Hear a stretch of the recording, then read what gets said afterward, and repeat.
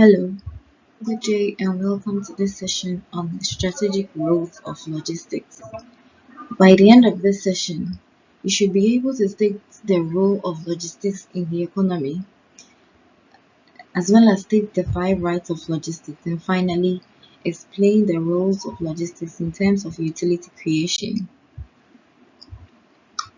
To begin with, what is the role of logistics in the economy of a country? Logistics is very important in the growth of an economy or a country. It is an important component of GDP, and it plays a key role in the economy in two very significant ways. Firstly, it is one of the major expenditures for businesses, thereby affecting and being affected by other economic activities. Hence, by improving the efficiency of logistics operations, logistics makes an important contribution to the economy as a whole, because if an organization is improving, it means their contribution to the economy is also enhanced.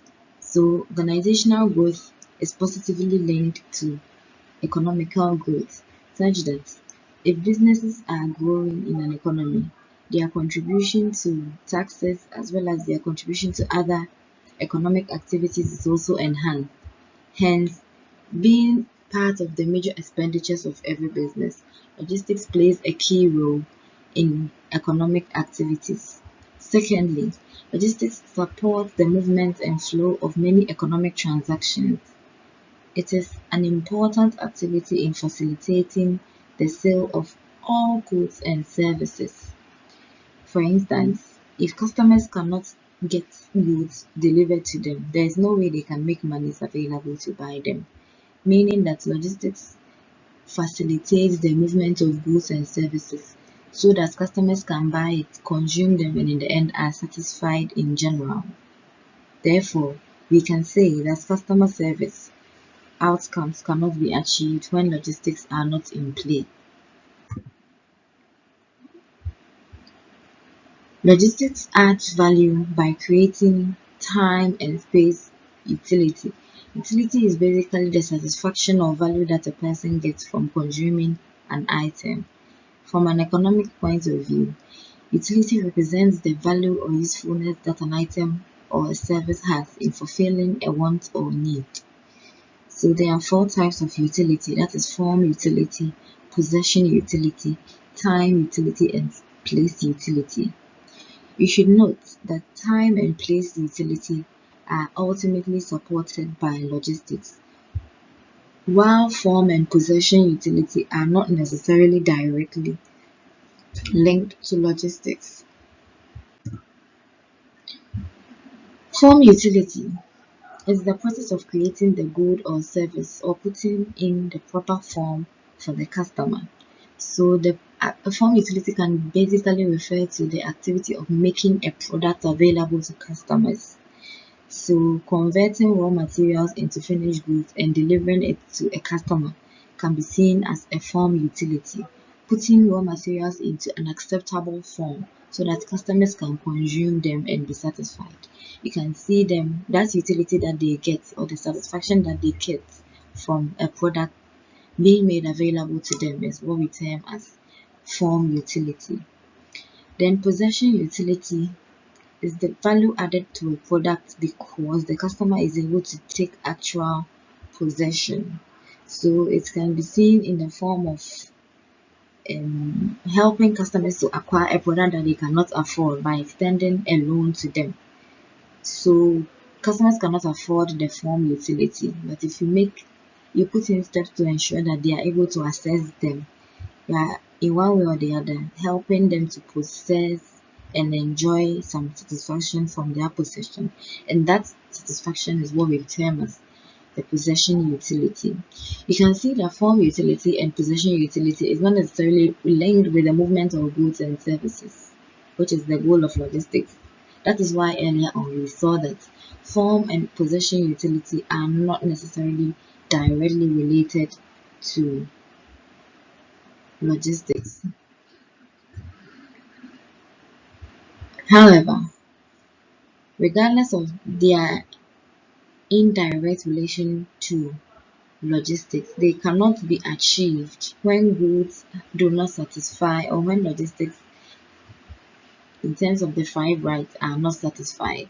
So if the five rights of logistics, which include the right items, the right place, the right time, the right condition, as well as the right cost, if these five rights are not ensured, they cannot the form utility and possession utility cannot be achieved.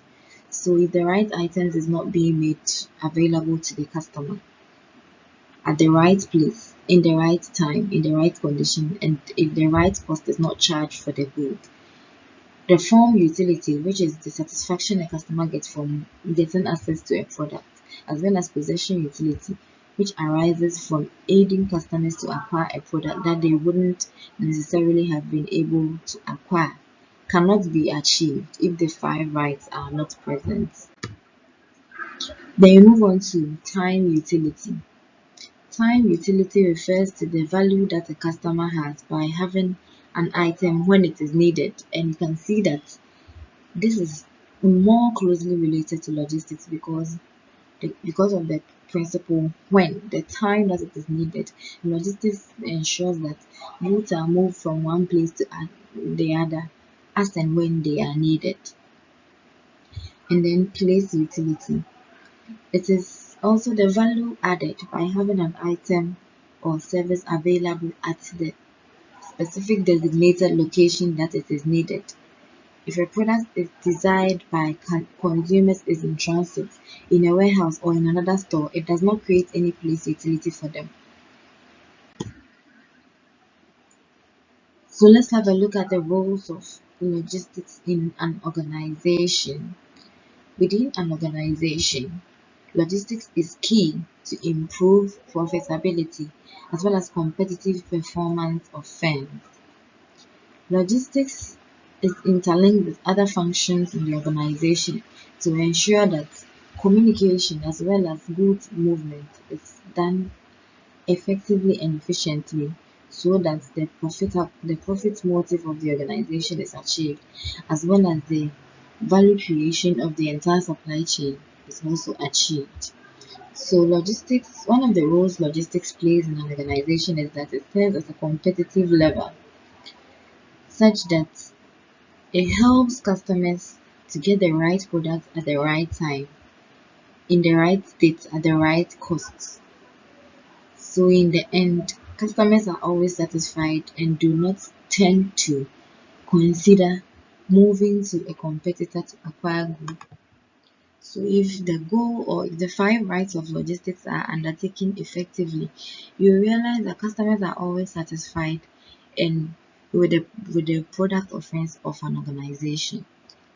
And then logistics is secondly seen as a social value creator.